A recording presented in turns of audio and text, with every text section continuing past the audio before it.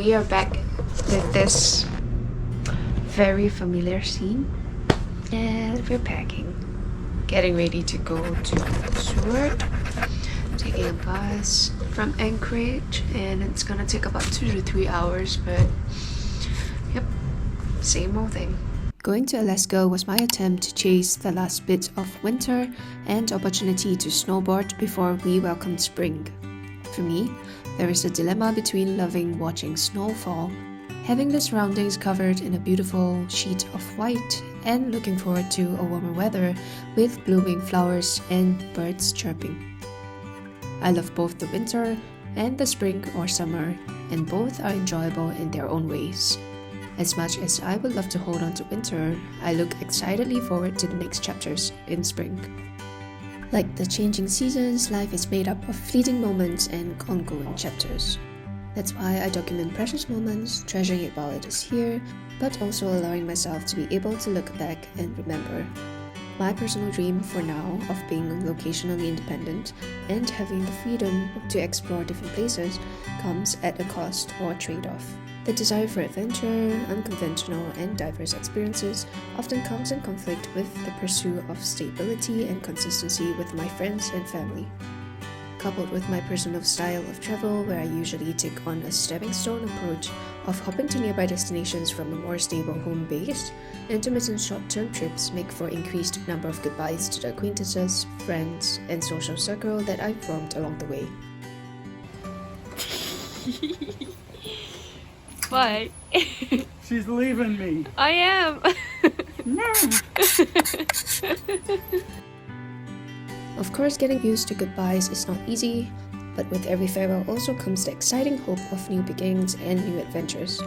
We can chase the last bit of winter and still welcome spring with open arms. I've once had a very real worry of what if I don't get to experience another experience that is as great as this? And what if I don't get to meet the amazing people I've met so far in the next chapter of my life? However, now that I have gone through several repetitions of such goodbyes as I embark on a different journey, I can confidently say that I believe that we have yet to meet all the people who will love us, whom we will love, and share meaningful connection with. We've yet to cross paths with all the kindred spirits who will bring laughter, empathy, and also inspiration into our lives. When goodbyes are seemingly often around the corner, the way I view life is different. I become more grateful of the little things, take on opportunities with more intention, and also view life with the lens of, if not now, then when. Choosing a more unconventional, nomadic lifestyle as compared to settling for longer term in a location has definitely impacted what I value in life and also my priorities, and I would like to share on the pros, cons, and trade-offs associated with this lifestyle from my perspective. Choosing to leave a location-independent lifestyle allows for freedom and flexibility. The opportunity to explore new places, cultures, and also expose myself to new environments without being tied down to a certain location and social bubble.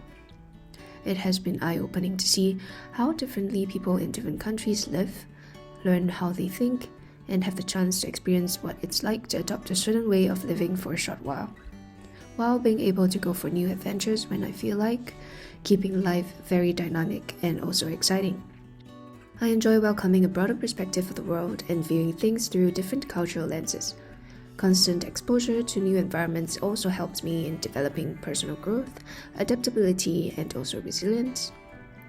I enjoy the feeling of fresh starts, where I get to a place and nobody knows who I am. I feel like, in a way, I can be more and more authentically myself without having to connect to past versions of who I was and to feel the pressure to show up in a certain way. However, the trade-off of craving to be on the move would be saying goodbye to the acquaintance that I've met, friends, and also a social circle that I have built around me. The problem for me so far is not so much of not being able to build deep connections, but more of how there is a little time constraint with the clock counting down to the day that I will eventually have to pack my bags and move towards my next destination. Of course, despite having trust in how that doesn't make the connections any lesser in value, moving away does mean requiring more conscious effort and energy in keeping up with each other's lives when you're not able to share the day-to-days and convenience in dropping by your friend's place easily when you want to. There are definitely also days when going out to make new connections can be tiring, as it sometimes feels like starting from ground zero. And I'm not gonna lie, I would crave for the feeling of stability from time to time. And that's why I find that staying in a place for at least 3 to 6 months and also adopting the slow travel mindset is a good way to make up for the constant moving on from place to place. I have to start over and actively try to find and look for interest or hobby groups. And also, another con would definitely be logistical issues that are also another part of moving around so often. Travel logistics like managing visas, finances, planning of transportation, and itineraries can get time-consuming and stressful if I let it. One big change that I've noticed in myself is how certain things have become less important to me, while others have become more of a priority. For example, one constraint of traveling around often would be attempting to live as minimalistic a lifestyle as I can, and that looks like not caring too much about material things. Well, don't get me wrong, I still love having some creature comforts, like having my own espresso machine so I can make myself a nice cup of coffee in the morning. I still enjoy having clothes that I enjoy wearing, and also having sports equipment like roller skates or instruments that I can play when I want to relax. But at the same time, I've also become more conscious before I purchase items, and it is liberating to live with fewer material possessions, as I would often think thrice or more before I purchase something. Instead of buying totally new clothing from online, I will also try to shop more in thrift stores or go for clothing swaps, which I personally really love.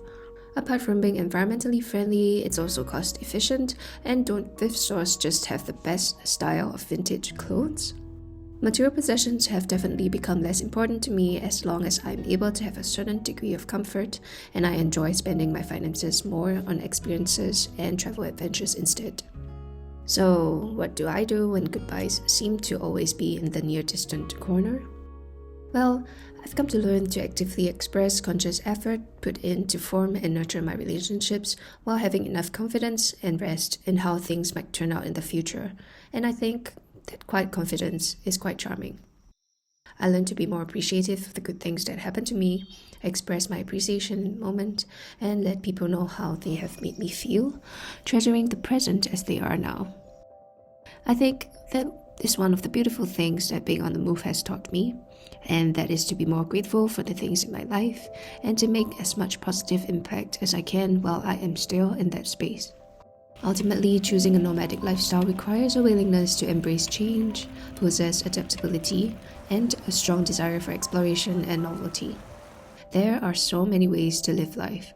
Some people thrive in constant motion, while others prefer the stability and rootedness of a settled life. Finding a balance that aligns with your personal goals and well-being is key, and as much as I crave from time to time all things a stable lifestyle provides. Till then, I am on the move and I would love to bring you guys along with me on those adventures. So thank you for being here, and I will see you in the next video. Bye!